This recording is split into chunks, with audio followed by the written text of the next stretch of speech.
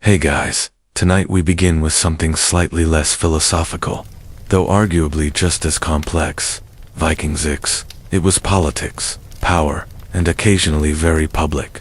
So, before you get comfortable, take a moment to like the video and subscribe, but only if you genuinely enjoy what I do here. And let them know in the comments where you're tuning in from and what time it is for you. It's always fascinating to see woes joining us from around the world. Now, dim the lights. Maybe turn on a fanfare, that soft background hum, and let's ease into tonight's journey together. Let's get this out of the way. The Vikings were cleaner than you've been told. No, not spa day clean, but by medieval standards, they were practically soap-scented angels, while much of Europe was busy pretending bathing was a sin, or just inconvenient. The Norse were over there scrubbing themselves, weekly using actual soap, made from animal fat and ash. It smelled earthy probably, but compared to their unwashed neighbors, they were a walking cloud of lavender and smugness. They combed their hair, trimmed their beards, filed their nails, and even carried grooming kits made from bone and iron. Imagine pulling up to a long house date with a carved comb, neat braids, and fresh breath, in an era where most people still had hay in their armpits. English monks noticed this disturbing hygiene trend and recorded it bitterly. There's one infamous complaint from an Anglo-Saxon chronicler who basically whined that Viking men were too clean and thus unfairly attractive to local women. That's right. Their official explanation for Viking success with the ladies was soap-based cheating. The monks weren't wrong. In a world that smelled like a compost bin, the guy who bathed once a week and knew how to braid his hair was basically a sex god. But this wasn't just vanity. In Viking society, personal hygiene had status. If you were a free man, you were expected to look like one, and that meant grooming. If you were unkempt, people assumed you were poor, enslaved, or worse. A lazayabout who couldn't even comb out a single lice egg for his woman. Cleanliness also had ritual significance. Before feasts, before battles, before bedroom adventures. Yao washed. It wasn't just about removing dirt. It was about preparing yourself, tobe, presentable to God's ancestors, or your extremely discerning longhouse crush. If you think Viking romance was just grunting and dragging someone into a longhouse by their braid, think again. These were not just bloodthirsty raiders. They were also deeply sensitive, metaphor-loving weirdos. Hoax pressed love through poetry, and sometimes mild threats. Vikings had an entire tradition of skaldic poetry, a type of verse so dense with metaphor, it makes Shakespeare look like a And yes, they used it to flirt. A Viking man might compare a woman's hair to sunlit flax, her walk to a swan on the sea, or if things were really heating up, her body to a well-tempered sword. That's not a pickup line. That's cultural seduction. If your poem didn't come with at least 3 obscure nature references, you were doing it wrong. Beauty wasn't all flowers and fjords. These poems could get graphic, and if a man composed poetry about a woman without her consent, that was considered dangerous. In some cases, illegal. There's an actual law in the medieval Icelandic Grogus Code that banned men from writing an defamatory or obscenopatry. If a man implied a woman had been sexually available when she hadn't, that could result in exile or even death. So yes, in Viking society, writing a dirty limerick about someone's daughter could lead to legal consequences and a duel. Women, by the way, didn't just stand there blushing. They were fully capable of composing biting verse in return. If a man's poem was lame, crude, or lazy, she might humiliate him publicly with a retort, so scathing that entire families would avoid eye contact at feasts for generations. In one saga, a woman rebukes a man's advance with such poetic finesse that he'll humiliated and joins a monastery. That's right, she flirted so hard in reverse, he found God. So while Vikings carried swords and axes, the real weapon in matters of the heart, poetry, loaded with metaphors, laced with bragging, and legally actionable if you got too confident. Let's not kid ourselves. Viking romance wasn't exactly built on rose petals and candlelight. It was more like, your father has 3 goats. I have a strong back. Let's make a legally binding agreement. Consent existed, yes, but it had to elbow its way through a crowd of dowries, alliances, and extended family members who all had opinions. Here's how it usually worked. A man decided he wanted to marry. He didn't go serenading his beloved under the stars. He sent his dad, or his uncle, or his most diplomatic friend to the girl's father to negotiate a deal, because nothing screams passion like your potential future being discussed over me and cheap valuation. And the woman should technically had a say. Technically, a freeborn woman could refuse a match. But whether that was honored depended entirely on how much her family needed land, allies, or to offload an opinionated daughter. Some sagas suggest that a strong-willed woman could turn down a suitor. Others suggest she'd better run fast if she tried. Still, the Vikings weren't tenderly barbaric about it. A woman who was forcibly married had legal recourse. She could stand before witnesses and declare herself divorced. No paperwork, no court, just 3 public announcements. Basically, the medieval Norse version of "it's not me, it's you," shouted at a dinner party. And while abducting a bride might sound romantic in some badly translated sagas, Viking law did frown upon it. Frown, not necessarily stop. Kidnapping a woman for marriage was illegal, but also occasionally celebrated in poetry. Nothing says mixed messaging like a legal code and a love bullet giving you opposite advice. Then there were concubines, or as Viking law charmingly called them, bedthers. These were women, often enslaved, while were expected to provide companionship, cooking, and of course, sex. Consent in this case, mostly decorative. On the bright side, if a husband was an up-toothed job, emotionally or physically, the wife could leave. Viking women didn't have to suffer in silence. They could suffer loudly in public and with legal backup. When it came to premarital relationships, the Vikings were, let's just say, flexible. Unlike their medieval neighbors, who were busy obsessing over chastity belts and writing purity odds, the Norse took a more relaxed view. In fact, a woman's past experience wasn't necessarily a deal-breaker unless it involved, say, someone else's husband, or a very public scandal involving the neighbor's hoft. Being romantically involved before marriage wasn't taboo, it was life. Vikings were practical people. If 2 consenting adults had a relationship, the world didn't collapse. Families might raise an eyebrow, or both if the timing was suspicious. But they wouldn't lock their daughters in towers or start inventing chastity gadgets. Virginity was never treated as a woman's value. Women were respected for their skills, their family standing, and yes, their reputation. But that reputation didn't hinge entirely on what they had or hadn't done in the bedroom. In fact, some sagas even praise bold women, how and after what or who they wanted, especially if they did it with confidence and a strong sword arm.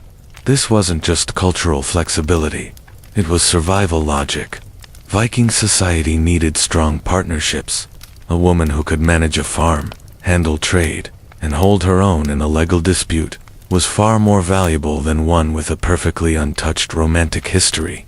Life was hard. Winter was longer. Practicality usually won. That said, discretion was still encouraged. While premarital relationships weren't punished, boasting about them could get you into trouble.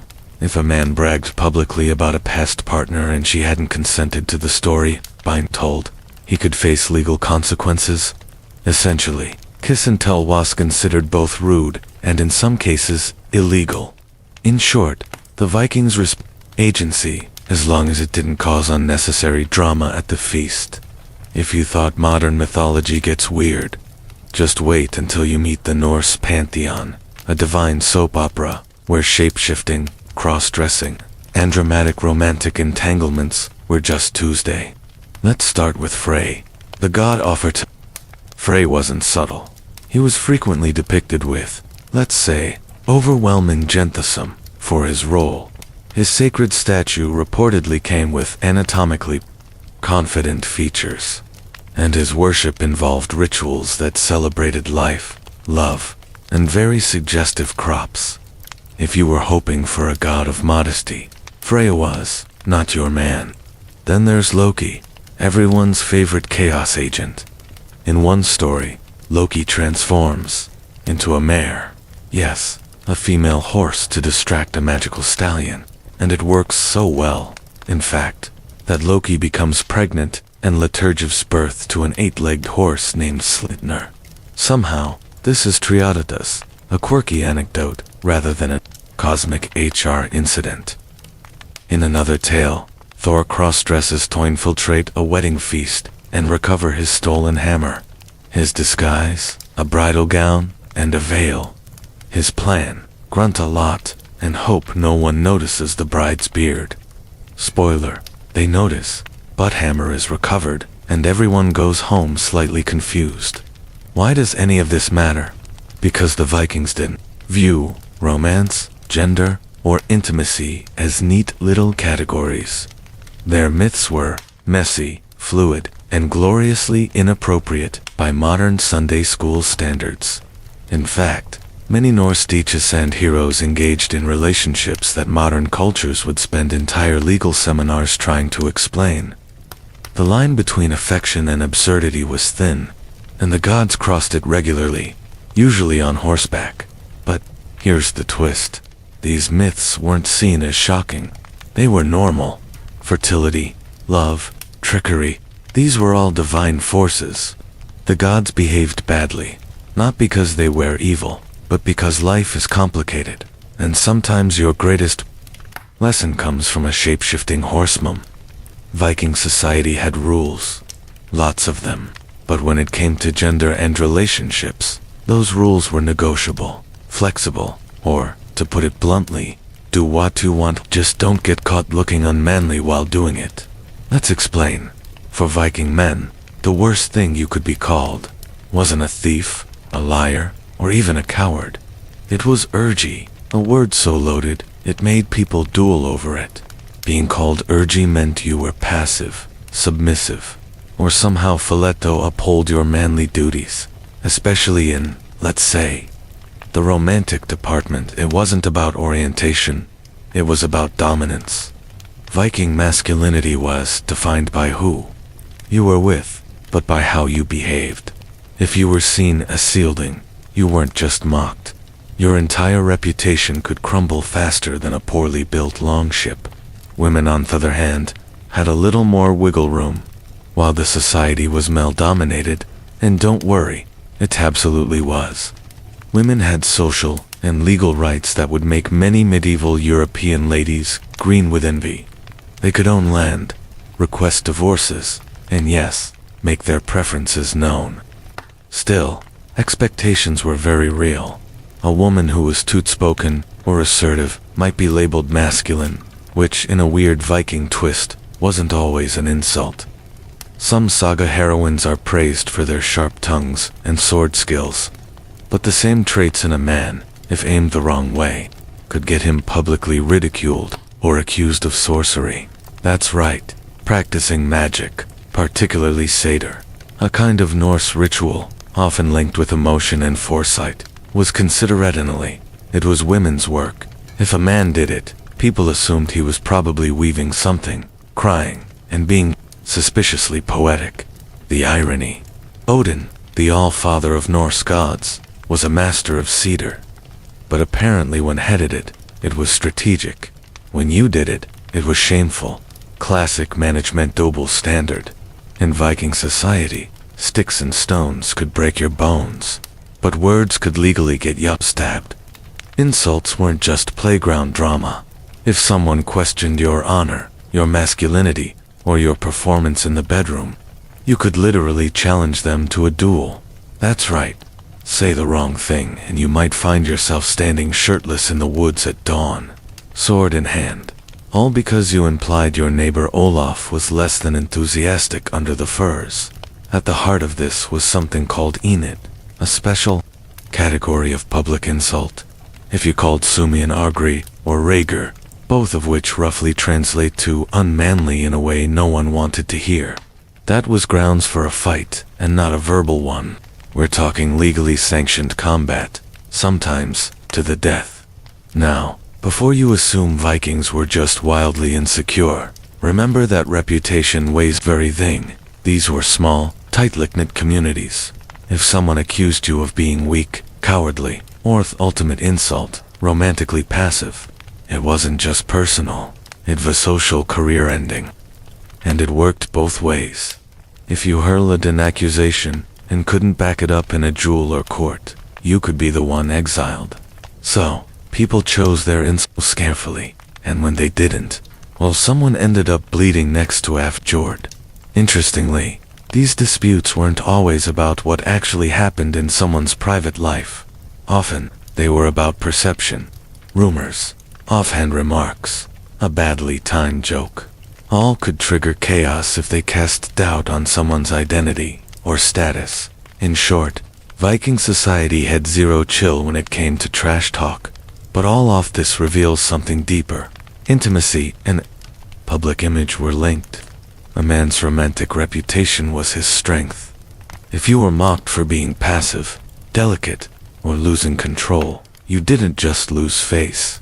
You lost credibility, and once that was gone, good luck keeping your seat at the feast. In Viking society, love and marriage were all well and good until someone got caught with the neighbor's spouse. Then things got loud, legal, and occasionally bloody. Let's start with the basics. Adultery was frowned upon, but not equally for everyone. If a married woman was caught being unfaithful, that was serious business. Her husband could divorce her, shame her publicly, or depending on the insult to his honor, take up his sword and negotiate with the other man directly. In extreme cases, the lover might end up significantly less alive than when he arrived. Now, if a man was unfaithful to his wife, well, it depended. Sleeping with an unmarried woman wasn't usually a huge scandal, but if the woman was married to someone else, that crossed a line, especially if her husband had a temper or a lot of brothers. In hairswear, it gets spicy. If a wife found out her husband was cheating, she could take a legal action and divorce him. Viking women had real options. In fact, sagas tell of wives who calmly packed up their belongings, declared the marriage over, in front of witnesses, and walked off, sometimes taking the farm, the kids, and the goats. Now, the Norse legal system didn't just rely on whispered accusations. If you claimed someone committed adultery, you had to prove it. This usually involved catching them in the act, or gathering witnesses, which, as you can imagine, made for some very awkward family dinners. And while physical consequences weren't always legally sanctioned, let's just say that Viking vengeance culture didn't require a permission slip. If someone dishonored your household, it wasn't shocking to respond with a broken door, a burned barn, or a suspiciously timed hunting incident. But despite the risk, people still cheated. Humans are consistent like that. Ultimately, Viking adultery laws were less about morality and more about honor and property. Who got stabbed, and who got the livestock afterward. That's what really mattered. So, no, adultery didn't come with scarlet letters. It came with lawsuits, jewels, and the occasional goat-related custody battle. Viking romance didn't always rely on charm, poetry, or a strong jawline. Metamycet relied on magic, specifically a mysterious practice called cider, pronounced sour, which was part sorcery, part spiritual therapy, and part my ex want, return my runes. Cider was used for many things, predicting the future, cursing enemies, influencing the weather, and occasionally manipulating glove and desire. If your affections weren't being returned, a well-placed spell might just make someone suddenly think, you were the most desirable human this side of Valhalla. Coincidence? Never. But here's the twist. Sidra was considered a feminine art. Women practiced it openly, often as respected cheers or shamans. Men, not so much. A man dabbling in Seda risked being labeled unmanly, not because of magic itself, but because he was seen as performing female work, which Viking masculinity didn't handle well. There's even a saga where Odin, the literal king of the gods, is called out for using Seder. His enemies basically see, wow, great spell. Very mystical. Also, you're kind of embarrassing us. Odin, to his credit, doesn't care. When you've got one eye and a pet raven, public opinion just doesn't sting Thyssen. As for the love magic itself, it ranged from harmless charms to full-blown enchantments. Think, drink this herbal tea and fall madly in love. Mixed with, if you don't, something unfortunate might happen to your cows. The Vikings never did anything halfway. Of course, there were risks. If you were caught using magic to win someone's affection, especially without consent, it could backfire, both legally and supernaturally.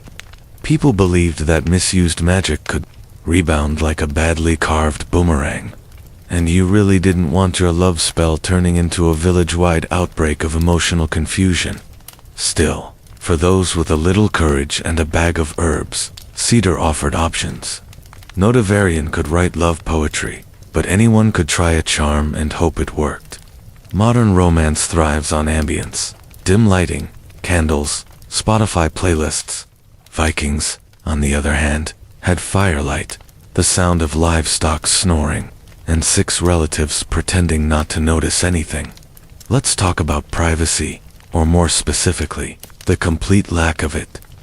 Viking homes were longhouses, big open buildings, where entire families lived, worked, ate, and yes, slept together.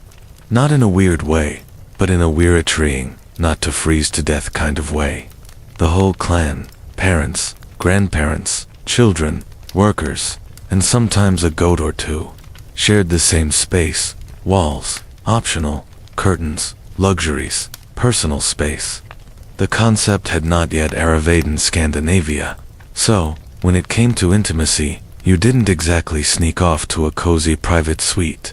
You may have rolled over toward the fire, pulled a fur blanket up, and tried to ignore the sound of Uncle Bedjern loudly snoring 2 feet away. Romantic. Not really. Efficient. Absolutely. This lack of privacy didn't stop anyone. Viking culture was remarkably unbothered by the realities of communal living. People just accepted that intimacy happened, occasionally within earshot, occasionally while someone was stirring stew. Children were often conceived in crowded longhouses, and everyone sort of developed a collective skill called strategic pretending. You didn't acknowledge what was going on. You didn't comment. You definitely didn't make eye contact. You sipped into the fire and thought about fish. Now, if you really wanted privacy, yeah, you had options. Kind of wealthier families might hang tapestries or set up dividers. The Viking equivalent of a do not disturb sign, but for the average Norse couple, a little discretion and good timing were the best you could hope for. Still, despite the lack of privacy, there was no real shame. Viking society didn't obsess over modesty the way later Christian Europe did. Physical intimacy was natural, necessary, and everyone knew it. They just didn't want to talk about it while Grandma was within earshot. Let's talk about contraception, or as the Vikings knew it, hope, herbs, and possibly magic. Now, there's no detailed medical manual from the Viking Age titled How to Not Have Kids When You're Busy Pillaging, but there are clues, and based on those, it's safe to say they had some idea to manage reproduction, or at least slow it down when necessary. First off, Viking women were extremely knowledgeable about herbs, not just for healing wounds or curing fevers, but for lessening the chance of sudden family expansion. Plants like juniper, mugwort, and wild carrot were known throughout Europe for their possible contraceptive properties. Did they work? Possibly. Did they taste like sadness and regret? Probably. There's also evidence that certain practices like extended breastfeeding were used strategically to delay the next pregnancy. Not exactly romantic, but effective. Think of it as the Viking version of family spacing, minus the spreadsheets. But here's the twist. Viking culture didn't obsess over reproduction the way later religious societies did. Children were valued, yes, especially sons who could fight and daughters who could marry well. But sex wasn't only about making heirs. Pleasure was very much part of the equation. Even in the sagas, romantic encounters are described with a surprising amount of realism. Couples fall in love, grow apart, or get bored and divorce each other. That kind of casual acknowledgement of human nature suggests a culture that wasn't fixated in purity or guilt, just practicality. Of course, if contraception failed, their responsibility almost always fell on the woman. Men weren't expected to know much about those things. A man might be able to sail across a stormy sea, using just the stars and a raven. But ask him how mugwort works, and he'd stare at you like you'd grown a second axe. If you've ever wondered whether same-sex relationships exist in Viking society, the short answer is yes. The long answer is yes, but only if you really managed the optics. The Vikings didn't use our modern terms for sexuality, but they certainly understood that people sometimes formed close, even romantic bonds with others of the same gender. And while that might seem surprisingly open-minded for an axe-swinging culture, it came with one massive catch. Honor.uc. Viking masculinity was built on dominance, not just in battle, but in every area of life. If two men were involved, the social fallout didn't revolve around who they loved, but who did what. Specifically, the man seen as taking the passive role could be mocked, shamed, or worse, challenged for his manhood. This wasn't about morality, it was about status. A man could wear furs, braid his beard, and serenade his best friend with emotional poetry, and still be admired. But if someone implied he wasn't the dominant force in his private life, that could destroy his reputation faster than a leaky long ship. There are even saga accounts of men being accused of such things, and then duels to defend their honor. Because clearly nothing says I'm definitely the alpha like fighting Sumi at dawn because of a rumor about cuddling. And what about women? Honestly, they got far less attention in the legal texts. Likely because their relationships weren't seen as threatening to the social order. Two women together didn't produce heirs, didn't mess with property rights, and didn't challenge the all-important male ego. So, while we don't have much direct evidence, it's entirely possible that such relationships existed and were quietly accepted, or at least politically ignored. Interestingly, the Norse gods didn't care much about gender at all. Loki, as mentioned, had children in both male and female forms, and no one batted an eye. The divine realm was fluid. It was just the humans who needed everything to fit neatly into a saga-friendly narrative. If you thought Viking marriage was all about long feasts, exchanged swords and blood oaths, you might be surprised to learn casually it could end. Because in Viking society, divorce wasn't some drawn-out legal drama. It was more like, I'm done, I'm taking the ox, good luck. Seriously, Viking women could divorce their husbands, and they didn't need a lawyer, a judge, or a ceremonial raven. All they needed was a clear voice and a couple of witnesses. Here's how it worked. A woman could end the marriage by standing in front of a group of people, preferably at the front door or the couple's bed. Yes, really. And declaring that she was leaving. Bonus points if she could name why she was leaving, like abandonment, violence, or the classic. He won't stop reciting bad poetry in bed. And that was it. Once the declaration was made, the marriage was considered dissolved. Property and children would then be divided, usually according to social custom or pre-existing agreements. It wasn't always clean, but it was shockingly efficient. No waiting 6 months. No custody battles dragged through 3 winters. What's more, Viking women often walked away with their dowries intact. and in some cases kept control of land or valuables. They brought into the marriage. Divorce didn't make a woman a social pariah. In fact, many remarried, especially if they were wealthy, skilled, or the kind of person who could wrestle a goat without flinching. Of course, not all separations were peaceful.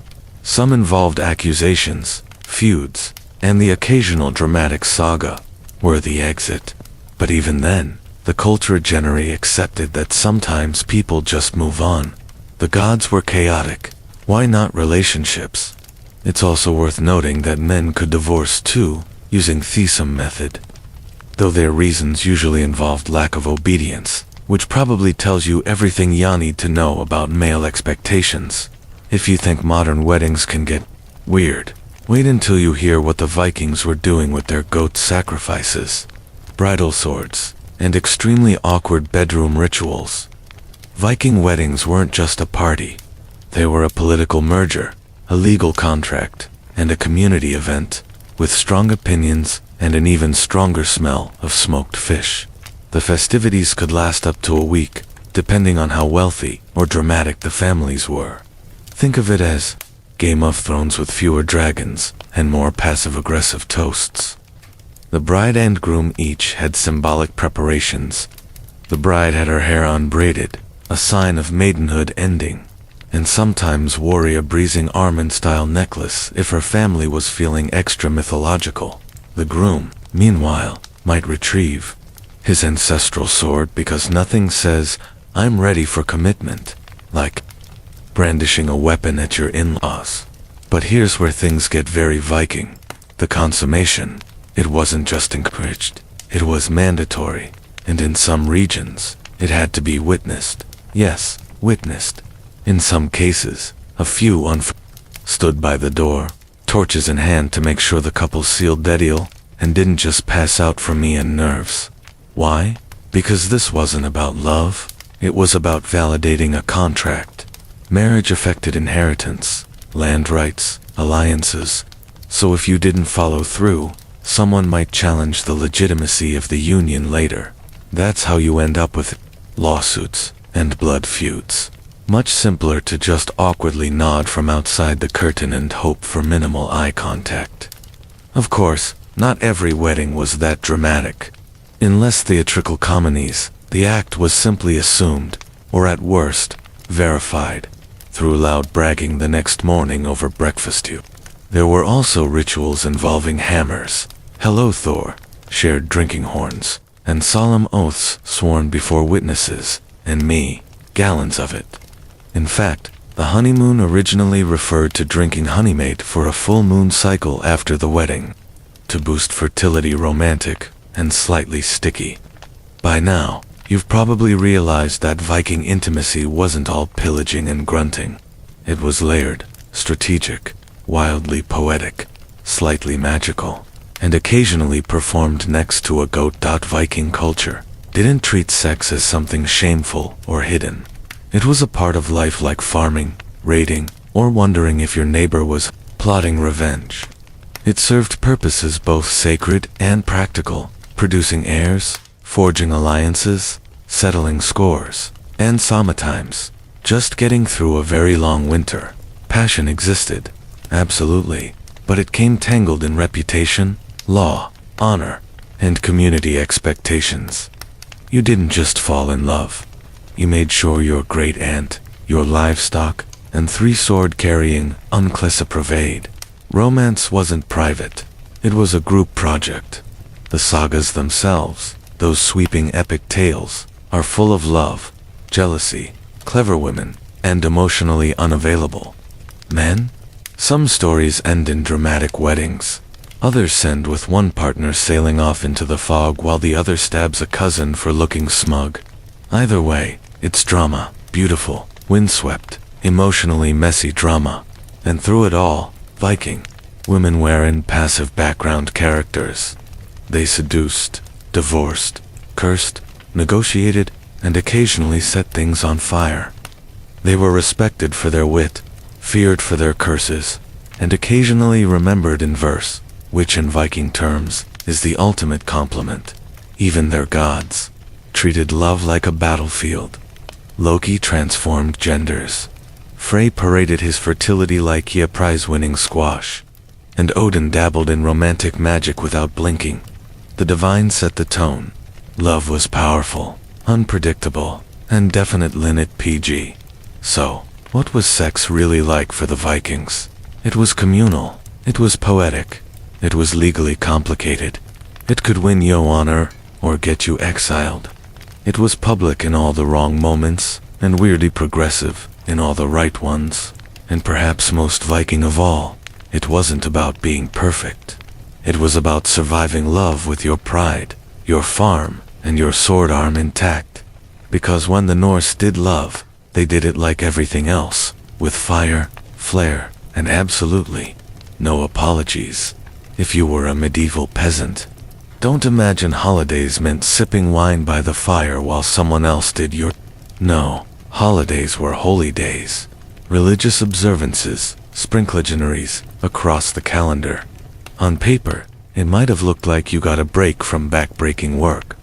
In practice, you might still be roped into helping fix the church roof, cook, stew for the entire village, or chase thepigs that escaped during the festivities. Still, it beat digging turnips. The Church, bless it, gave the peasantry dozens of feast days. We're talking Christmas, Easter, Saints' Days, Marian festivals, and random local holiday-honoring relics like St. Gertrude's toenail. These weren't optional. They were sacred timeouts, where you were expected to pause labor, attend mass, and ideally reflect on your sin-soaked Azul. But peasants, ever pragmatic, found ways to turn these holy days into moments of joy, feasting, and barely controlled drunkenness. Ule, for instance, wasn't just a single day, but 12-12. That's 12 days of storytelling by the hearth ale, sloshed caroling, and if you were lucky, someone might show up with a roasted pig. It was the meaty of a Netflix binge and holiday potluck rolled into one. But don't get too comfortable while your lord might not expect rent payments during a feast day. He might expect your son to serve wine at his table, or your daughter to help dress the lady of the manor in her saint day rest. Holidays could blur the line between sacred rest and unpaid community service. Still, there was something deeply communal about them. These weren't individual spa days. They were everyone in your village, dressed in their best, least, muddy tunic, shared the limited food supply, and pretended for one day that life wasn't all toil, taxes, and toothaches. So yes, peasants had holidays, a surprising number of them in fact. Each one came with strings attached. Attend church, don't work the fields, maybe help with the mystery play, and for heaven's sake, don't get caught skipping mass to nap in the Hoft, unless you want a stern talking to from Father Bartholomew, and a week's worth of penance. Ule, the most magical time of the year, assuming your idea of magus includes dead animals on spits, evergreens nailed to beams, and your uncle passed out in a haystack. For medieval peasants, Ule wasn't just one day of celebration, it was 12 long, glorious, occasionally chaotic days between Christmas and Epiphany, where the rules of daily life loosened, and even the poorest souls got a taste of festivity. It all began on Christmas Eve, when the Ule log, an actual tree, not a chocolate cake, was dragged into the hearth and kept burning throughout the season. Its ashes were considered lucky, which made sense because keeping a giant log ablaze for 12 days in a medieval house was essentially a controlled house fire. Feasting was central to Ule, although what counted as feasting varied wildly. If your village had a generous lord, you might be blessed with extra meat, ale, and a communal pig roasting on a spit. If not, then dried beans, mystery stew, and bread, with actual salt counted as a luxury. You took what you could get, and then you sang about it loudly off-key, and often while drunk. There were songs and games, too, and masks, because nothing says birth of Christ like dressing up as a bear and terrorizing your neighbors. Fest traditions carried whispers of older pre-Christian customs. remnants of pagan solstice rituals repackaged with Christian branding. Evergreens, for instance, symbolized eternal life, and hanging them indoors wasn't just for decoration. It was to ward off evil, or in peasant logic, the rats. It was also a rare time when social norms flipped. Some villages appointed a lord of misrule, usually the biggest idiot available, who was given temporary authority to mock the gentry and orchestrate games. For 12 days, the lowest could act like the highest, until the calendar flipped, and reality came crashing back down like a thatched roof in January. Still, for all its noise and nonsense, Ulay was sacred. Not just in the religious sense, but in the it was warmth in the cold, light in the dark, laughter in a world where teeth were optional by age 30. In those 12 days, peasants weren't just survivors, they were celebrants, and come January 6th, back to work. The pig's bones were gone, the ale was sour, and your wife was glaring at you to patch the barn roof you ignored for a week. If Ulay was about ale and ashes, May Day was all about flowers and fertility, and not just the kind in the fields. For medieval peasants, the 1st of May wasn't merely a date on the calendar. It was a riot of color, music, and mischief, celebrated with the kind of reckless joy only possible when winter was finally over, and the crops hadn't failed yet. The festivities began at dawn when villagers trotted into the woods to gather May branches, blossoms, and sometimes a bit of scandal. Young people especially embraced this tradition, often vanishing in pairs and returning a little more rumpled than they leapt. Elders may have raised their eyebrows, but no one complained. After all, a few extra babies, born in early February, were just part of the rhythm of village life. At the heart of the celebration stood the maypole, a tall wooden pole planted in the village, green and bedded with ribbons, flowers, and enough local symbolism to make a Freudian blush. Peasants danced around it, in weaves and circles, laughing, sweating, and pretending it wasn't basically a fertility totem left over from earlier, more openly pagan times. The church disapproved, of course, but not enough to stop the dancing. Even Father Bartholomew occasionally tapped his foot. Music filled the air, drums, flutes, bagpipes, if you were unlucky. There were plays, races, wrestling matches, and in some villages, leaping over bonfires to prove your courage earned a year's luck. And while much of this was deeply symbolic, celebrating the rebirth of nature, the hope of the harvest, it was also a rare and glorious excuse to just have fun. Peasants who spent most of the year in ragged tunics pulled out their best, often still ragged clothing, adorned themselves with garlands, and crowned a May Queen. She represented springtime, youth, and beauty, which in peasant terms usually meant has most of her teeth and no visible boils. Unlike religious holidays, May Day wasn't bound by church bells or scripture. It was older than saints, older than sermons, a festival of the body as much as the spirit. And though the local lord might still extract a labor tax the next morning for that one flower-dented day, even the lowest born could dance like they ruled the meadow. In medieval Europe, the calendar was bursting with saints, and each one came with a feast day. You'd think that meant endless parties. And technically, yes. Beautimigen, celebrating your great-aunt Mildred's birthday every other day. And she's also a martyred nun who died of gangrene. Welcome to the divine chaos of saints' days. Peasants loved saints' feast days, not necessarily for theological reasons, but because it was a legitimate excuse to stop plowing and start eating.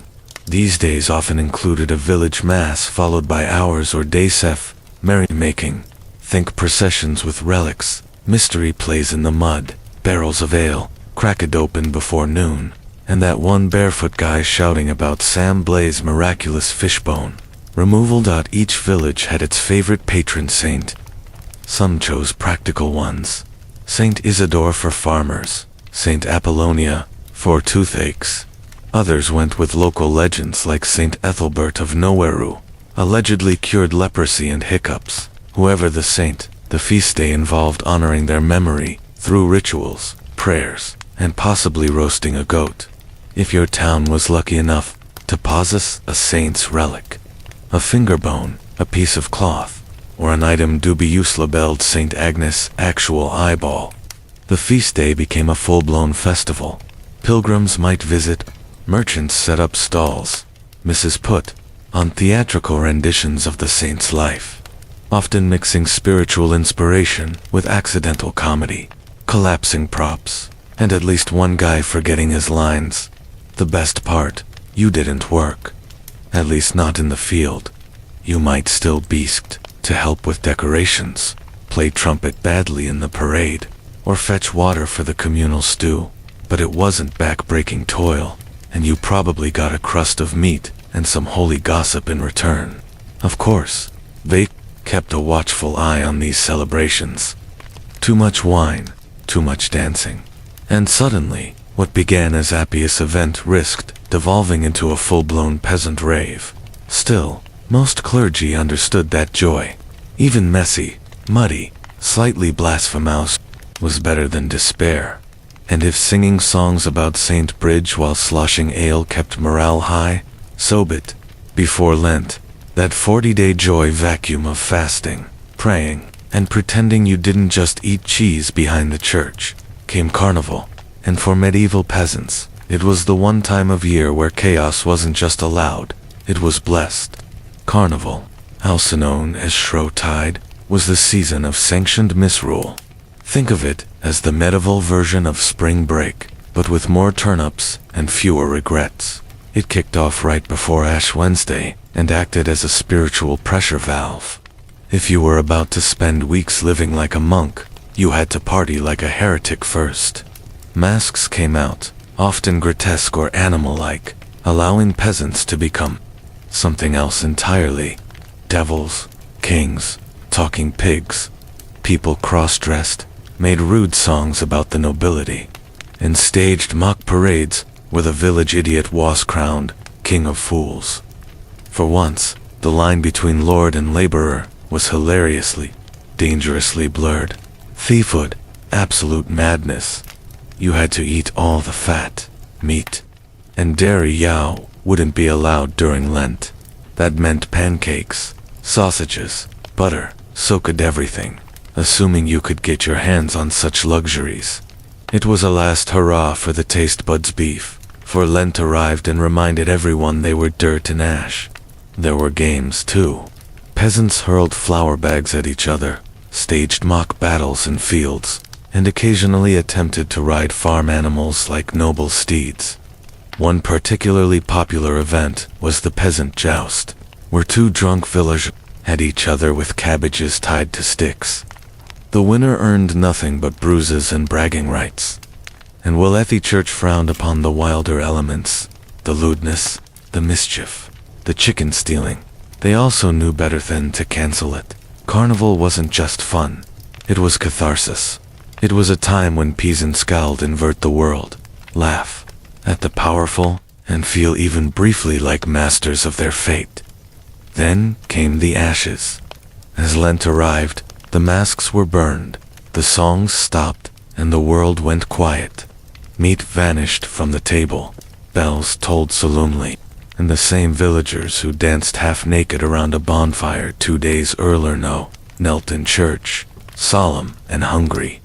But the memory of Carnival lingered. Araminder, that joy, like wine, should be savored while it lasts. What do you get when you mix religion, theater, and a troupe of semi-literate farmers with a flair for the dramatic? Mystery plays, the blockbuster entertainment of the medieval world. Long before Netflix, TikTok, or even Shakespeare, peasants gathered to watch sweaty neighbors reenact the Bible in full costume, sometimes on wagons. Mystery plays weren't mystery in the modern sense. They weren't crime thrillers or whodunit. The term came from ministerium, Latin for craft, or guild, since local guilds were often in charge of producing them. So the Baker's Guild might perform the Last Supper, while the butchers took on the crucifixion. Naturally, nothing Sastavine suffering like actual pig's blood. performed during major feast days and religious festivals. These plays turned public squares into makeshift theaters. The villagers would flock in muddy boots and all to watch scenes from Genesis, Exodus, or Revelations, acted out by their own neighbors in robes held together with hay wine and goodwill. Some plays traveled through town on wagons, each one staging a different scene, like a divine parade of biblical drama. The performances weren't always, shall we say, theologically accurate. Noah's wife might be portrayed as a nagging shrew who refuses to get on the ark until she finishes her beer. Devils in red tights chased sinners through the crowd to howls of laughter, and when Herod delivered a fiery monologue, it often ended with someone chucking vegetables at his head. The line between piety and peasant comedy was flexible, but these plays weren't just entertainment, they were education. Most peasants couldn't read, and Latin sermons might as well have been bird noises. Mystery plays made the stories of Scripture tangible, emotional, visual, memorable. A man in a crown of thorns, screaming in agony, that stuck with you far more than a dusty scroll ever could. Plus, the plays brought people together. They required costumes, props, rehearsals, and coordination. Entire villages worked side by side, toppled them off, even if the angel forgot his lines or St. Peter's beard caught fire from the stage torch. It was a holy mess, but it was theirs. In medieval peasant life, a wedding wasn't just a personal affair. It was the village's excuse to throw the biggest legal party it could get away with. Technically, it was a sacrament. Spiritually, it was a public contract. Practically, it was a festival where the ale flowed freely and half the guests left with Sumia Niels's cloak. For peasants, marriage was as much about social duty as romance. Families arranged unions for land, labor, or livestock. The bride's dowry might include a pig, a sack of barley, or a decent tell-looking goat. Love was optional. Breeding strong Sancho could lift a plow, mandatory. The festivities began with a church ceremony, simple, brief, and usually outdoors. Right at the church door, witnesses were essential, so were blessings. But don't expect choirs and organ music. You might get a single-stringed fiddle, if you were lucky, or old Joffrey trying to whistle through his missing teeth. After the vows, it was time for the re-celebration, the wedding feast. Everyone was invited, neighbors, family, the thatcher who never finishes on time, because hospitality was sacred. Guests brought whatever they could: bread, eggs, maybe a roasted bird, if they were feeling generous. The bride's family provided the bulk, which sometimes meant boiling a single chicken in a tub of turnips and calling it stew. Then came the dancing hours of it, possibly days. Medieval peasant dances weren't delicate minuets. They were ass-thumping, spinning, mud-slinging affairs where everyone got dizzy and someone usually fell in the fire. The local musicians played whatever instruments hadn't been stepped on. There were games, too. Jokes, booty laws, boardy songs, and contests that ranged from who can drink the fastest togas, how many children they'll have before the first harvest. All done with the cheer of people who hadn't had this much fun since last May Day. At some point, the newlyweds would be escorted to bed, literally by the entire village. This bedding ceremony involved blessings, laughter, and just enough uncomfortable chanting to make it weird. Then the curtains closed. And 9 months later, you guessed it, another festival. Despite the many feast days, festivals, and official holidays on the medieval calendar, peasants quickly learned a hard truth. A holy day didn't always mean a lazy day. More often than not, it means different work, just with slightly more singing and marginally better food. Sure, the fields might rest, and the oxen got a break, but that roof still leaked. The priest's barn still needed sweeping, and someone had to cook the communal stew that was mysteriously made entirely of onions and hope. Holidays weren't about idleness. They were about public service with extra candles. Let's say it's St. Swethin's Day. No fieldwork that great, but you're now helping erect a flower arch out of dead branches. Then you're drafted into the mystery play as Roman soldier Napatu, whose only job is to yell blasphemer and fall in the modern queue later. You're stirring a cauldron in the churchyard while Father Bartholomew micromanages your seasoning. Even the 12 days of Ule weren't pure. Someone had to gather firewood, brew the ale, roast the questionably boar, and keep the Ule log burning, which basically required a night shift rotation if it went out early. Bad omen, possibly the Black Death. No pressure. Children and elders didn't get off easy. The kids were tasked with gathering herbs or delivering awkwardly shaped bread to neighbors. The elderly were expected to sit near the hearth and tell stories, preferably ones that didn't end in fire, plague, or goatscaping. Though, to be fair, those were the best ones. Some villages had traditions, like church cleaning day, which was cleverly scheduled on a saint's feast to make it sound less like a chore. And if your local lord decided he wanted a new banner sewn or a moat cleared before his feast, guess who got volunteered? Of course, there were still bright spots. Work on a feast day usually came with extra food, maybe a gulp of ale, and the camaraderie of neighbors grumbling in unison. Plus, nothing built community, quite like hauling a rotten log out of the village pond together. For medieval peasants, life was brutal, but not entirely joyless. In fact, the calendar was peppered with enough festivals, holy days, saints' feasts, and village weddings to give even modern planners a headache. These events didn't just provide moments of rest. They offered structure, meaning, and a rhythm to a life otherwise ruled by mud, toil, and taxes. Each season brought its own blend of sacred and social celebration. Winter held the warmth of candle-lit masses and storytelling by the fire. Spring delivered May Day, full of blossoms, bonfires, and blushing faces disappearing behind hedges. Summer was the time for saints' processions, pilgrimage fairs, and maybe, just maybe, a feast hosted by the manor lord that didn't taste like turnip surprise. Autumn closed the loop with harvest festivals. These weren't as flashy as Carnival or Ule, but they were deeply satisfying. After months of sweating in the fields, peasants gathered for communal meals, thanking the saints for not sending affamine or locusts again. There was dancing ale and roasted things that probably shouldn't have been roasted, but no one complained. Even the fasting seasons like Lent and Advent were part of the rhythm.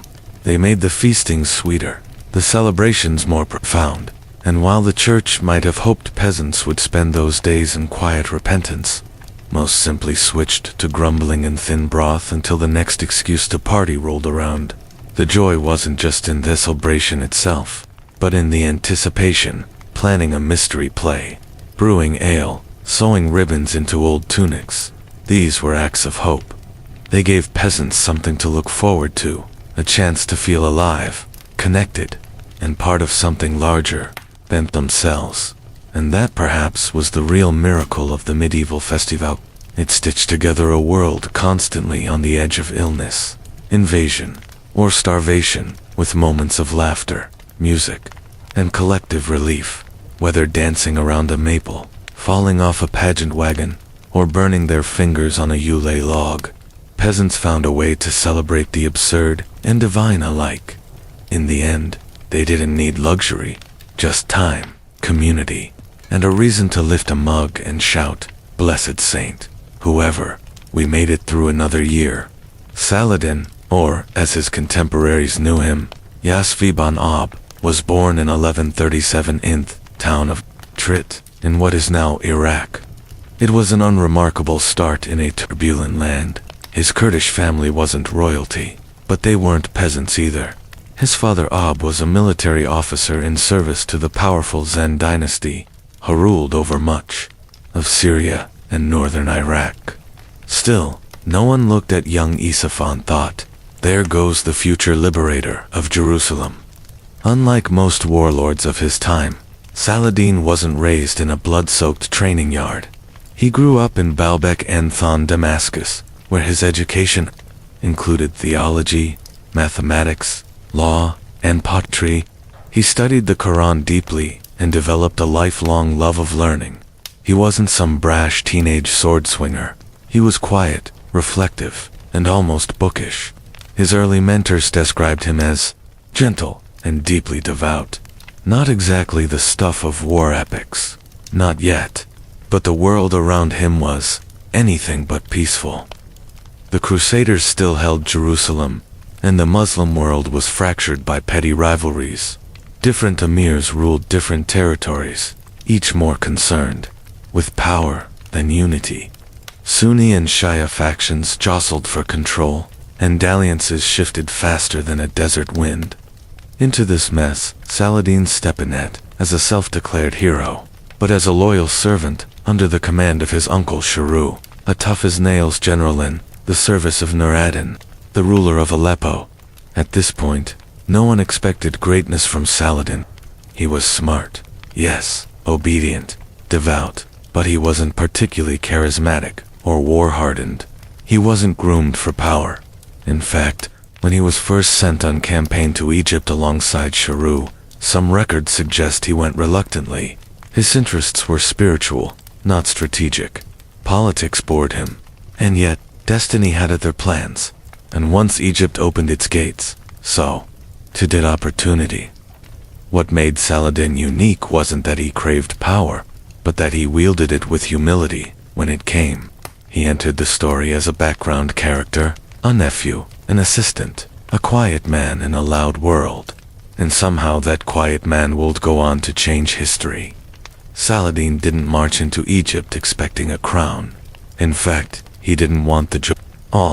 In the 1160s, Egypt was ruled by the crumbling Fatimid Caliphate, a Shia regime beset by civil unrest, famine, and endless court intrigue. When the Crusaders and various Muslim factions started poking around, Nur-ad-Din sent his trusted general, Saladin's uncle Sharu, to restore some order. Saladin, ever the beautiful nephew, followed. He was supposed to assist his uncle, not lead a country, and yet that's exactly what happened. After a few years off-misey campaigns, backroom deals, and some very suspicious natural deaths, Sharu seized control of Cairo and promptly died. Just like that. The sword had barely cooled in its sheath before the question emerged. Who takes over now? Enter Saladin. Reluctantly, Thecard expected an easily controlled figurehead. They saw a quiet religious man with little charisma, and even less political ambition. Perfect. But within months, Saladin showed he was anything but a placeholder. He moved fast. First, he consolidated power in Cairo, outmaneuvering rivals with a mix of diplomacy, piety, and sheer competence. Then, in a bold move, he quietly dismantled the Fatimid Caliphate from within. He re-established allegiance to the Sunni Abbasid Caliphate in Baghdad, ending 2 centuries of Fatimid rule. It was a religious and political earthquake, and Saladin did it without mass bloodshed or palace massacres. But don't mistake mercy for weakness. He cracked down on corrupt officials, improved infrastructure, and reformed Egypt's chaotic finances. He surrounded himself with scholars and judges. He even made food more affordable for the poor. To a battered and divided people, he brought stability. And to outsiders, he sent a clear message. Egypt now had a real leader. Still, Saladin didn't style himself as aching. He was Nur-ad-Din's loyal servant for now. But tensions began to build. The student was rising. The teacher grew wary. Egypt was no longer just a distant post in a crumbling empire. It was the beating heart of Saladin's rising power. And while he hadn't sought the throne, now that he sat upon it, he ruled with purpose. The reluctant savior had become a sultan in everything but name, and soon the rest of the Muslim world would take notice.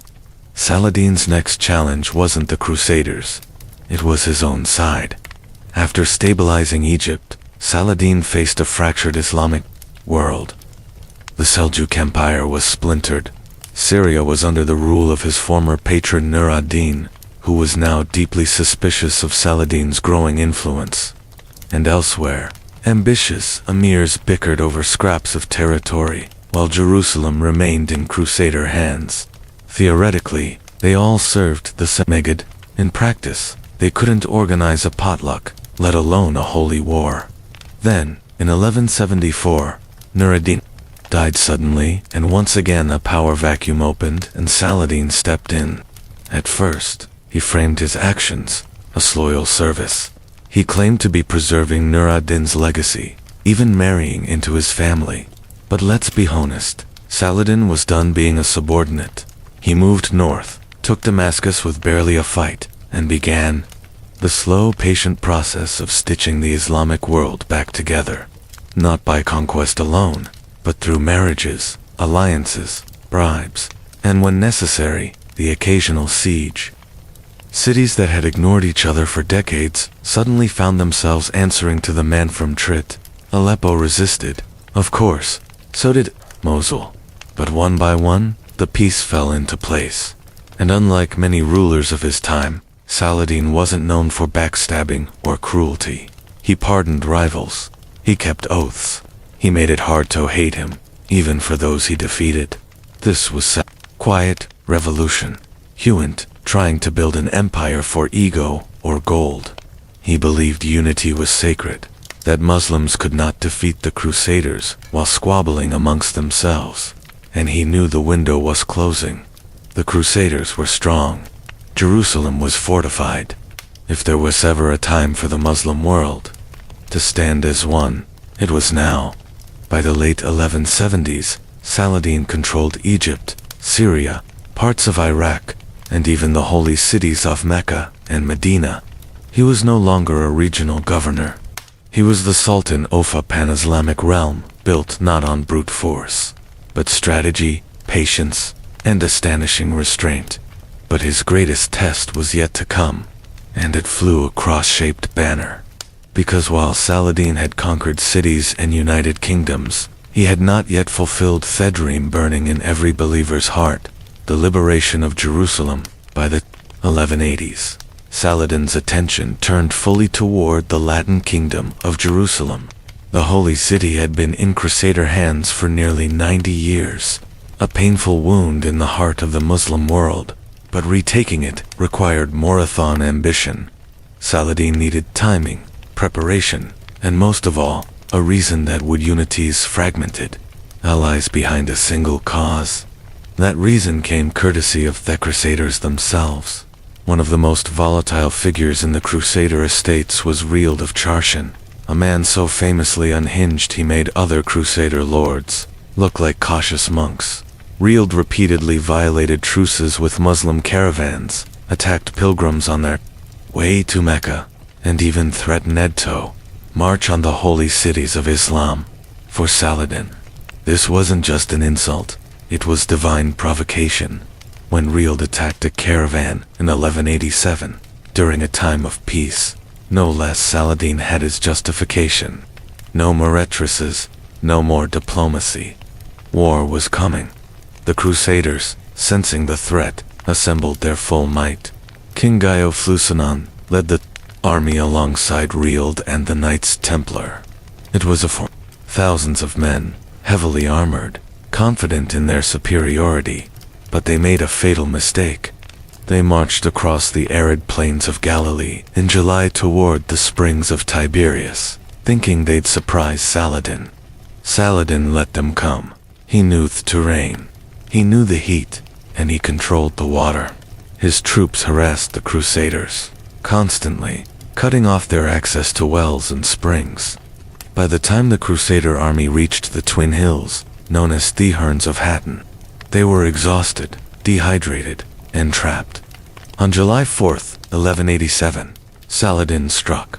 The Battle of Hattin wasn't just a victory. It was a masterpiece of strategy. The Crusader army was annihilated. Thousands were killed or captured. The true cross, the most sacred relic in their possession, was seized.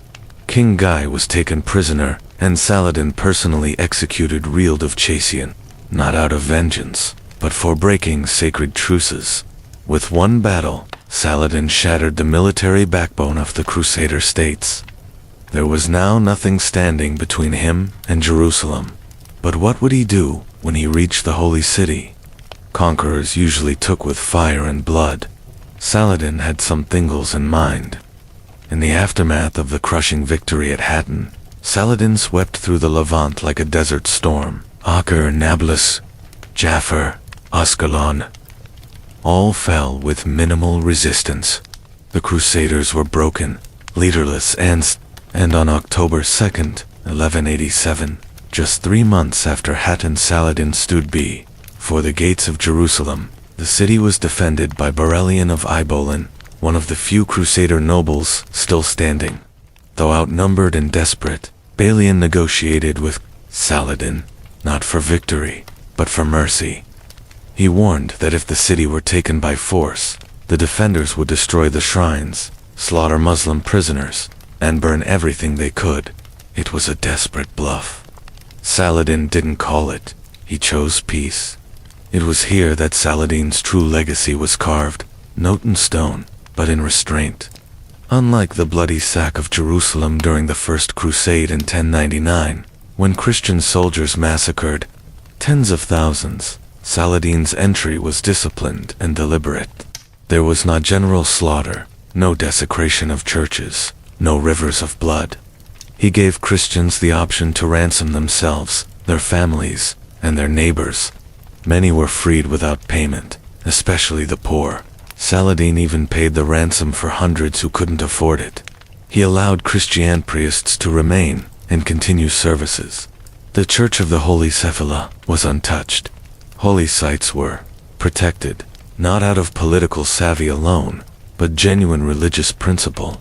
For Saladin, this wasn't weakness, it was justice. He believed that Jerusalem, sacred to Muslims, Christians, and Jews alike, should not be soaked in vengeance. To wield power without cruelty, that was the true expression of faith. His mercy shocked Europe. To lease off his honor spread even in enemy lands. Chroniclers who hated Islam still wrote of Saladin with reluctant admiration. Some even compared him favorably to their own kings.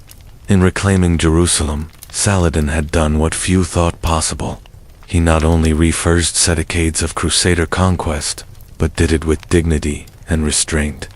The city watches, but the world, watching from afar, began to realize that his strength lay not just in his sword, but in the way he chose not to use it. The Christian world wouldn't take this humiliation lying down, and from the west, a familiar shadow began to stir. News of Jerusalem's fall hit Europe like a thunderclap. Popes preached vengeance. Monarchs sharpened their swords. And at the head of this new crusading storm stood Richard, the Lionheart, King, England warrior, and one of the few men on earth whose name could rival Saladin's. Thus began the Third Crusade. Not just a military campaign, but a high-stakes duel between two icons. Saladin, the seasoned sultan with a reputation for mercy. Richard, the brash, brilliant tactician with a taste for blood and glory. The world watched as these two legends collided. Across the hills and plains of the Levant, Richard arrived in the Holy Land in 1191 and immediately captured Acre. It was a brutal siege, and when negotiations with Saladin stalled, Richard executed 2,700 Muslim prisoners in a single day. Saladin, who had gone to great lengths to spare Christian lives in Jerusalem, was furious, but he didn't retaliate in kind. Instead, he tightened his discipline and focused on strategy. The two men never met in person, but their duel was deeply personal. They clashed at Arsu, where Richard won a tactical victory, but failed to destroy Saladin's army. Every battle was amateur-class in warfare. Richard was aggressive and clever, launching ambushes and flanking maneuvers. Saladin was patient, harassing enemy supply lines, conserving strength, avoiding wasteful bloodshed. But this wasn't just a military contest. It was a contest of ideals. Richard was undeniably brave, but often ruthless. Saladin, though a formidable commander, continued to show mercy and honor, even sending physicians to treat Richard when fell ill. Despite his victories, Richard could never reach Jerusalem. Logistics, weather, and Saladin's defenses held him back. Eventually, Othman knew they were at a stalemate. Neither could land the final blow. So, in 1192, they made peace. The Treaty of Jaffa allowed Christian pilgrims access to Jerusalem, but left the city under Saladin's control. It was a compromise, not a triumph, but a balance. And both men, exhausted and war-weary, honored it. In the end, Saladin had defended the holy city without razing the land. Richard returned to Europe a hero, but Jerusalem remained Muslim. 2 lions had roared, but only one still held the crown. Saladin's battlefield prowess made him famous, but it was his character that turned him into legend.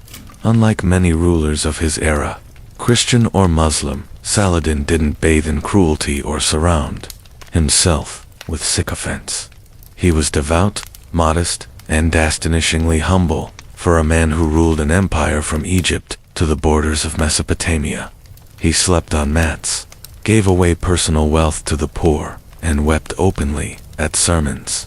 No palaces dripping with gold, no extravagant displays. Just a man who believed power was a test, not a prize. He fasted regularly, even outside of Ramadan, and studied the Quran with the same intensity he applied to warfare. Saladin prayed before battles, but more importantly, he prayed after them, not in thanks for victory, but in mourning for the lives lost.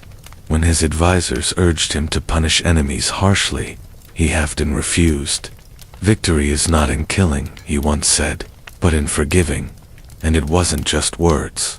After Jerusalem, he could have razed churches, executed prisoners, and paraded through the city in triumph. Instead, he protected holy sites, released captives, and ensured safe passage for Christian pilgrims, including those who couldn't pay. He even gave charity to Jewish communities, and maintained cordial relations with Eastern Christian sects. Saladin's generosity extended beyond religion. He donated his fortune to the poor more than once. He paid the dowries of orphaned girls. He built schools, hospitals, and water fountains. His court was filled not with gold-plated armor, but with scholars, jurists, and poets. But for all his gentleness, he wasn't naive. Saladin understood diplomacy, timing, and power better than most. Kings knew when to show strength and when to pull back. He wielded fear like a scalpel, rarely, but precisely. And when it executed Reinald of Chatton, it wasn't vengeance. It was justice, deliberately and without spectacle. Saladin didn't just lead an army, he led by example. His piety wasn't for show, his mercy wasn't weakness, and his restraint wasn't cowardice. He became something rare in medieval history, a man admired equally by his allies, enemies, and centuries later. But even legends must fade, and Saladin's final chapter was not written with a sword, but with silence. In 1193, just a few months after signing peace with Richard the Lionheart, Saladin fell ill. He was only 55 years old, hardly ancient by medieval standards, but years of constant warfare, political negotiation, and spiritual devotion had taken their toll. The man who had once ridden across deserts and scaled fortress walls now lay in bed, weakened by fever. He didn't summon his generals. He didn't hoard riches.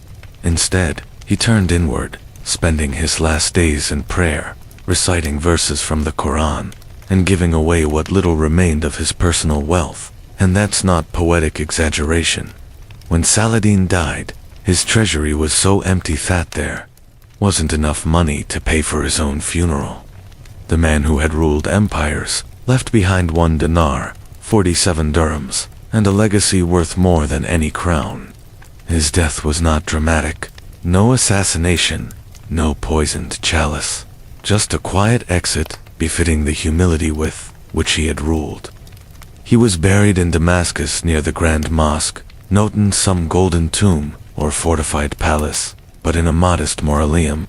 His coffin was draped in simple cloth, and no royal regalia marked his resting place. Years later, Emperor Wilhelm II of Germany would visit his tomb and donate a new casket, one made of marble.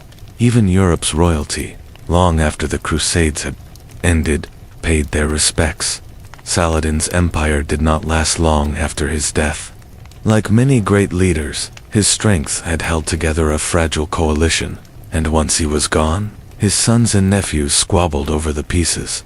Syria, Egypt, and Mesopotamia soon drifted apart again. But Saladin himself was never forgotten. In the Islamic world, he remained the embodiment of righteous rule, a warrior who fought for justice, not conquest. In the Christian world, he became their enemy, remembered with respect, even reverence. European chroniclers called him noble, wise, and even holy. Descriptions not typically reserved for infidels. It was said that he kept a shroud near his bed, as a reminder that nothing, not kingdoms, not fame, not even Jerusalem, would follow him to the grave. And yet, centuries later, his name still does. Saladin died in 1193, but his legend never did. In fact, his reputation only grew not just in the Muslim world, but across continents, cultures, and centuries. Unlike many medieval rulers, who were forgotten or vilified, Saladin was remembered as something almost mythical. A man of war and peace, faith and tolerance, power and humility. In the Islamic world, Saladin became a symbol of what righteous leadership should look like. For centuries, sultans and caliphs invoked his name to legitimize their own rule, though few could match his grace or discipline. His model of jihad was not driven by fanaticism, but by duty. He fought to defend lands and people, not to glorify himself. He ruled with fairness, governed with scholars, and died with empty pockets. In many ways, he became the gold standard, the ideal Muslim ruler that others pretended to be. But perhaps, more surprisingly, Saladin was embraced by the Christian world, as well. Despite being the chief opponent of the Crusades, European historians and poets painted him in glowing terms. Dante placed him in the virtuous pagans of the Divine Comedy, a high honor in a Christian cosmology. Baccio wrote of his generosity, and in the centuries that followed, Saladin became a Catholic hero in European romances. By the 19th century, Western leaders invoked his name as a model of noble conduct.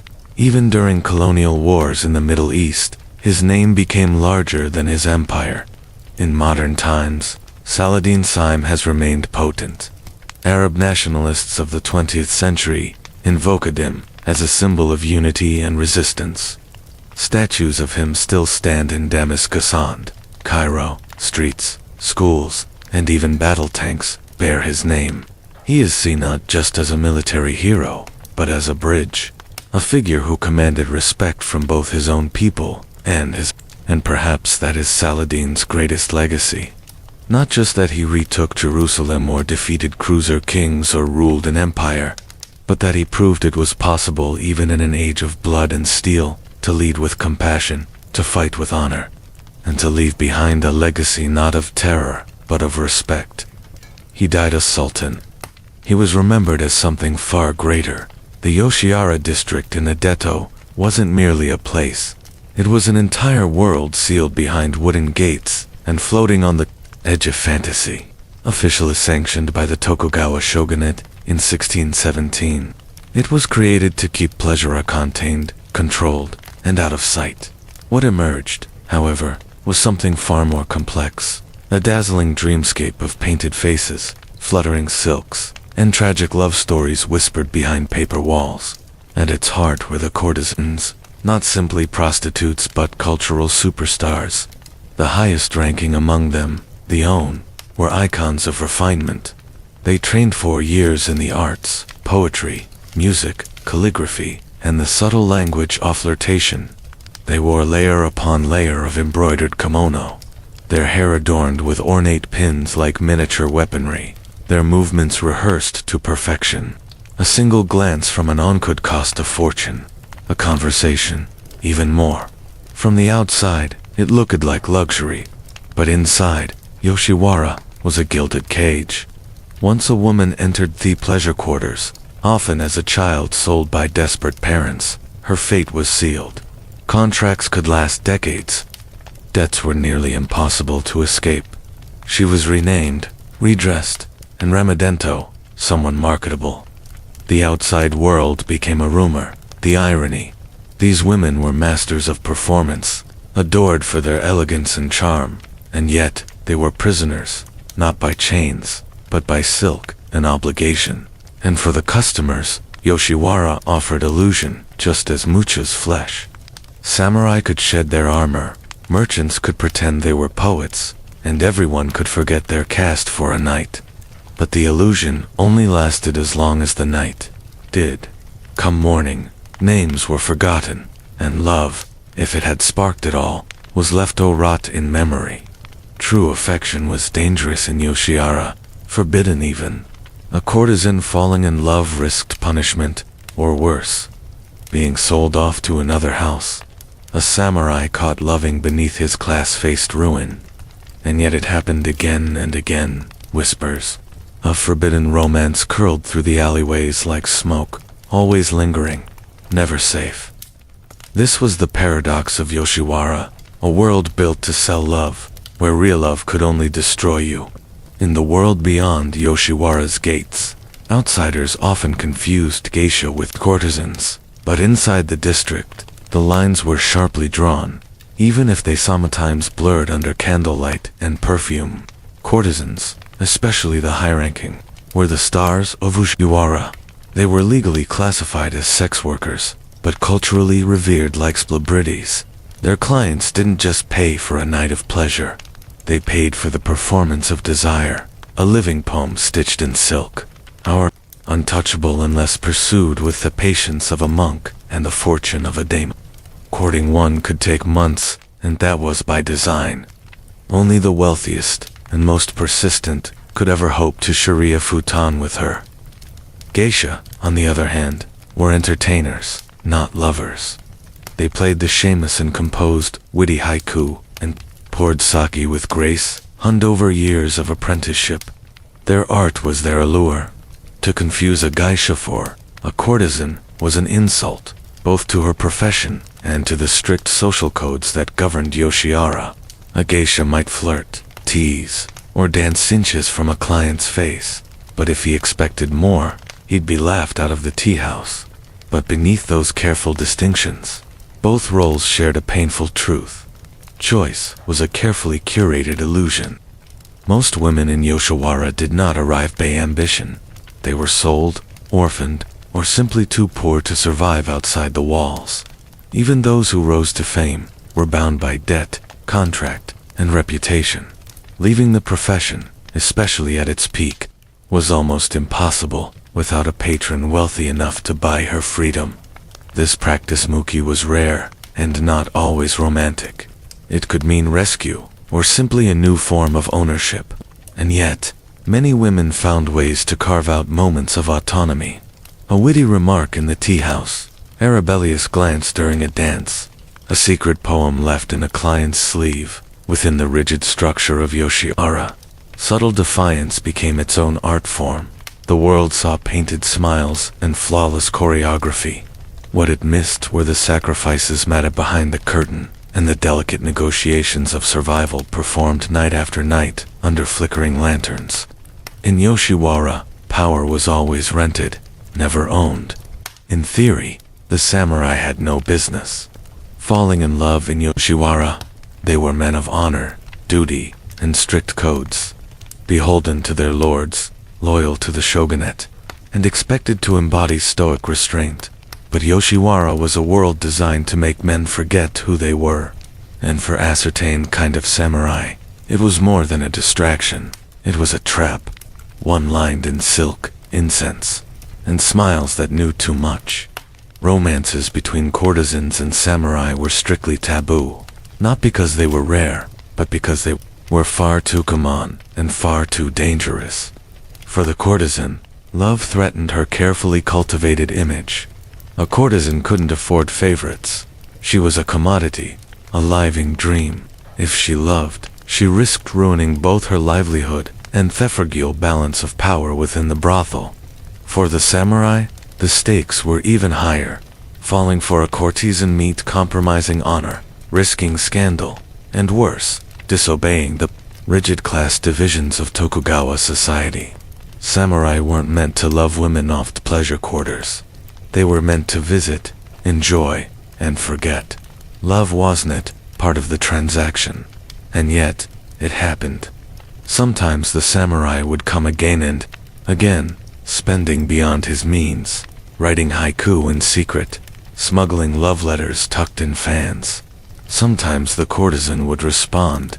A subtle squeeze of the hand, a hidden verse slipped into his sleeve. These weren't affairs. They were quiet rebellions against a world that demanded masks at all times. The consequences, however, could be brutal. There are stories of samurai who sold their swords to afford time with their beloved. Some lost their rank, their wealth, even their lives.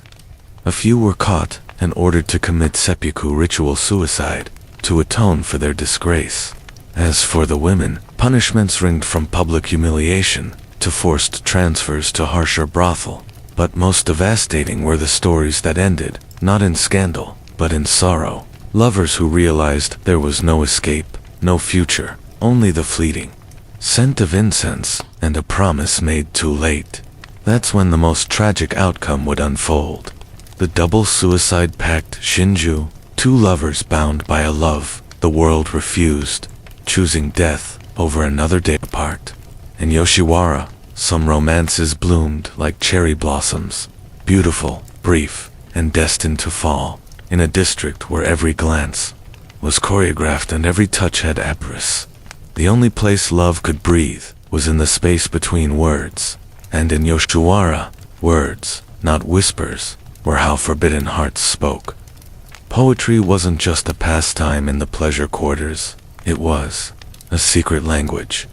Haiku, tanker and short prose poems, fluttered through the air like falling blossoms, traded between geisha courtesans and clients with the weight of emotion too dangerous to speak aloud. A carefully composed verse hidden in a fan or tucked into a kimono sleeve could carry the longing of an entire heart without ever mentioning love by name. For thee and other courtesans, poetry was part of their education. They were trained to compose on the spot, to weave elegance into sorrow, flirtation into metaphor. A courtesan might respond to Acleon's longing poem with a delicate rejection, a verse about an unreachable moon, or a river too wide to cross. Beautif. She did return his feelings. Her words could become a lifeline, a promise, or a secret vow. Samurai, merchants, even poets of the imperial court sought out Yoshiwara, not just for pleasure, but for the chance to duel in verse with women whose pens were as sharp as their eyes. Love letters weren't crude. They were art folded with precision, spritzed with plum blossom perfume, and slipped discreetly into sleeves or sandals. But each poem was also a risk. A love letter discovered by a madam could mean punishment. A client seen lingering too long, same house could be marked, and if a samurai's lord caught wind of his affections, it could destroy his career or worse. Still, the verses persisted. Some became legendary, preserved in old notebooks, reprinted in literary collections, even copied by later lovers, hoping to capture the same desperate beauty. Others were burned before dawn, their ashes carried off like secrets, too dangerous to keep. In a world where love was a transaction, poetry allowed it to be something else, something fragile, fleeting, and forbidden. Something you could hold in your hand, read under candlelight, and for a moment believe was real. For most women in Yoshiwara, freedom wasn't a dream. It was a calculation, a number, a price. Courtesans, especially the elite, were bound by contracts as heavy as any chain. They owed debts for their training, their costumes, their housing, even the daily food they consumed. Every kimono, every hair stylist, Every performance, all of it was logged, charged, and stacked onto a running tab that grew faster than it shrank. The only way out was muck, the act of bind bought out. A patron, usually a wealthy merchant or retired samurai, could pay full amount owed and secure the courtesan's release. It sounds romantic, and sometimes it was, but more often it was a trade. One gilded cage exchanged for another. Some women were truly rescued, married into wealth, or allowed to start quiet lives far from the red lantern glow of a ghetto. Others simply moved from one role of servitude to another, concubine, mistress, or unofficial second wife, kept behind closed doors and paraded only when convenient. Even in freedom, they were rarely treated as equals. Then there were those who tried to escape without payment. These stories ended well. Yoshiwara was guarded. Surveillance was tight. Women caught trying to flee were punished severely, paraded through the streets, their hair cut off in shame or transferred to lower-ranking brothel, where conditions were even harsher. But sometimes, rarely, a courtesan managed to vanish, disguised as a servant, hidden in a palanquin, escorted by a lover willing to risk everything. These women became urban legends, whispered about Intia houses, immortalized in kabuki plays, always with the same bittersweet ending. Freedom, but at what cost? And yet, despite the risk, the idea of escape never vanished. It lived in thesteries they told each other, in the folk songs sung softly at night, in the poems hidden under tatami mats. Because in Yoshiwara, even the most obedient courtesan carried two lives. The one she performed, and the one she dreamed of when the lanterns dimmed. A life outside the brothel walls. A Namathet was hers again. A love that didn't come with a receipt. Escape was rare. Redemption was rarer. But in a world built on illusion, hope was the one thing no one could tax. In a place designed to sell pleasure, some oft most enduring love stories from Yoshi are tragedies. And none looms larger than the haunting ritual of Shinju, the lover's suicide pact. These weren't melodramatic gestures or theatrical legends, though kabuki plays often turned them into both. They were aerial, chilling events born from desperation.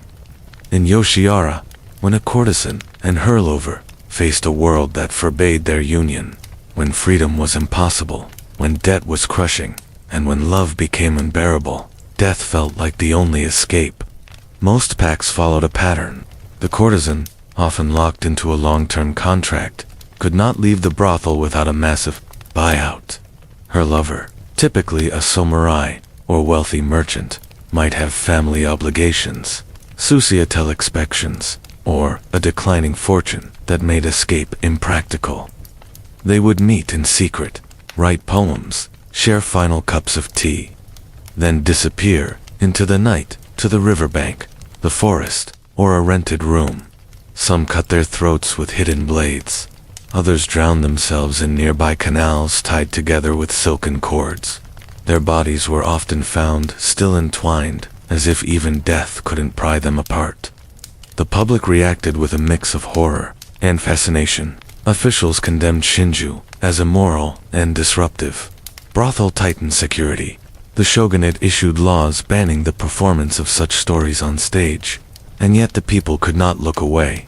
These tragic deaths were romanticized in literature, and song transformed into folk legends and kabuki spectacles. Plays like the love suicides at Amajima turned real-life despair into cultural mythology. Audiences wept. Poets composed elays, but behind the drama was the raw truth. These were people so trapped by societal roles, so starved for dignity, that death seemed kinder than life. Not every courtesan died in love.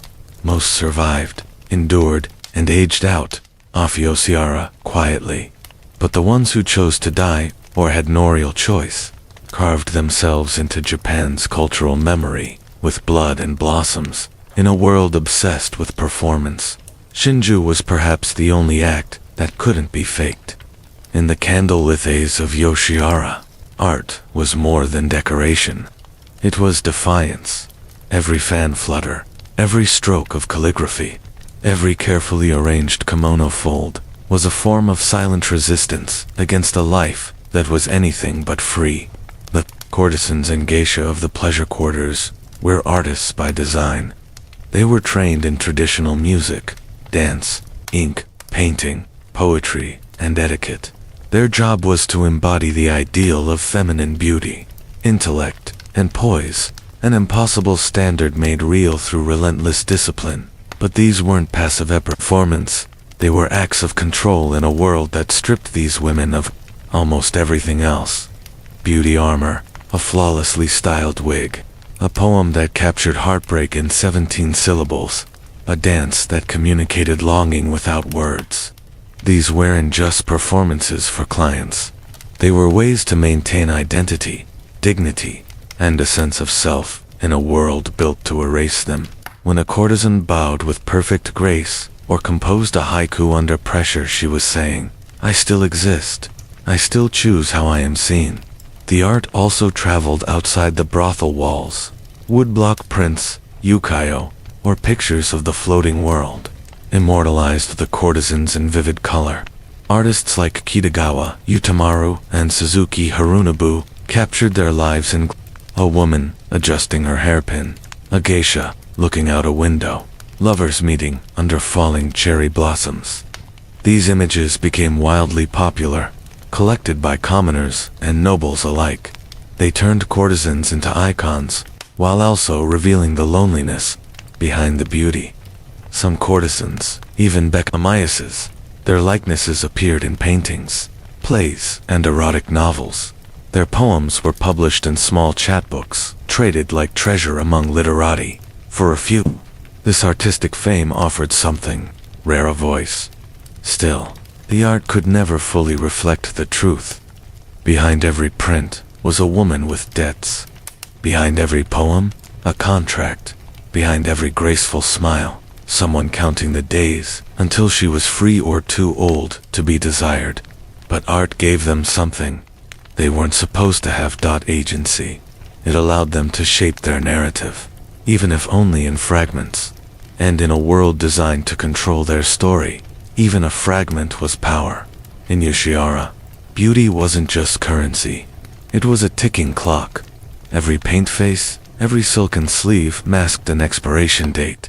And while the world outside the pleasure district may have worshipped the courtesans as icons of grace and sensuality, inside everyone it knew youth was the business, and it didn't last. The courtesan's value began to decline the moment she reached her peak. Her schedule lightened, her customers aged. New girls arrived, fresher, more fashionable, more in demand. And so, like a fading lantern at dawn, her time in the spotlight grew, dimmer until it quietly vanished. There was no grand farewell for most women. No ceremony, no parade. Some readered quietly, having paid off their debt, and opened small tea houses or became hairdressers.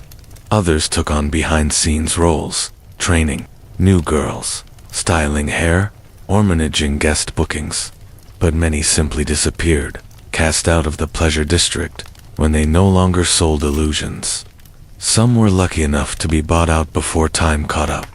A wealthy patron might whisk them away to a private estate, or offer marriage, though even that rescue often meant a different kind of servitude. For those who aged out without a sponsor, survival meant adaptation. And adaptation, in a society that valued a woman's beauty above all else, was often humiliating. In rare cases, former courtesans reinvented themselves as okami, respected proprietors of tea houses or inns, where they used their wit, contacts, and social skills to stay afloat.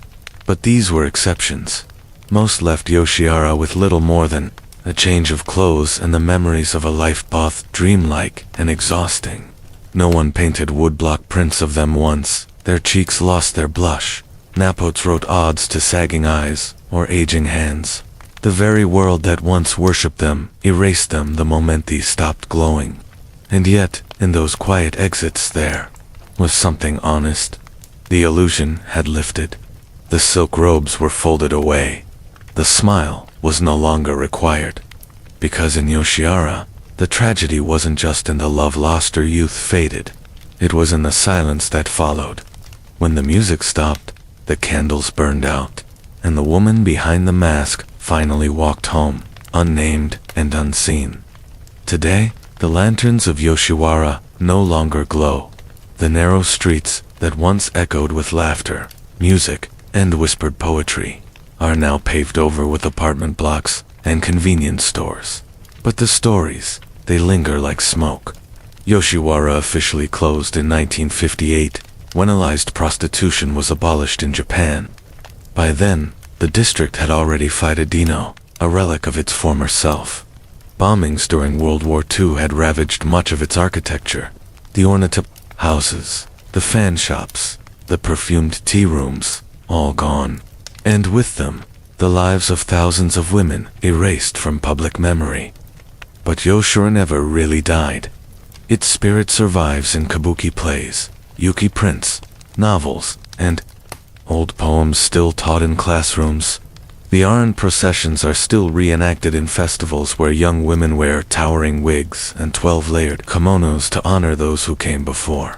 And while few remember their names, the courtesans of Yoshi remain etched into Japan's cultural imagination, not just as entertainers, but as survivors, poets, and silent revolutionaries. Modern Japan struggles with their legacy. On one hand, these women are romanticized, transformed into symbols of elegance and mystery. On the other, their suffering is often overlooked. Their lives are a steal, misunderstood, blurred by fantasy and shame. They weren't just women in elaborate makeup, they were children sold into bondage. Artists who turned performance into power, lovers who risked everything for a moment of real connection. And maybe that's why their ghosts still walk. Many locals tell tales of Yoshiwara's spirits, women, seen wandering the alleys late at night, their kimono trailing behind them, searching for something lost. Others say the old brothel sites carry a strange stillness, as if the pace refuses to be paved over completely. Whether or not you believe in ghosts, the truth is this: Yoshiara is part of Japan's soul. It is the memory of a hidden world, built on illusion, stained by tragedy, but also filled with unmatched beauty and fleeting joy.